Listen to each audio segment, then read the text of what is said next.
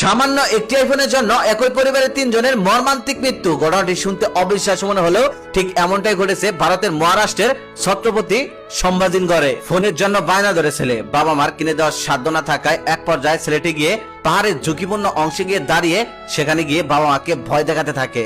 একটু সময় নয়, পাক্কা 3 ঘন্টা সে একই স্থানে দাঁড়িয়ে থাকে এবং কেউ কাছে যেতে চাইলেই লাফ দিয়ে ফেলার হুমকি দেয়। মা পাশে কান্না করতে থাকে, বাবা বোঝাতে থাকে ঝুঁকিপূর্ণ জায়গা থেকে সরে আসার। এতক্ষণে পুলিশ, ফায়ার সার্ভিসে চলে আসে, এমনকি অসংখ্য লোকজন জড়ো হয়ে যায়। কিন্তু ছেলে নাসর বান্দা 18 বছর বয়সেই পাক্কা জিদ হয়ে গেছে তার, সে সেখান থেকে আসবে না। এক পর্যায়ে তার বাবা ধীরে ধীরে গিয়ে তাকে থাবা দিয়ে ধরেন ঠিকই, কিন্তু রাখতে পারেন না।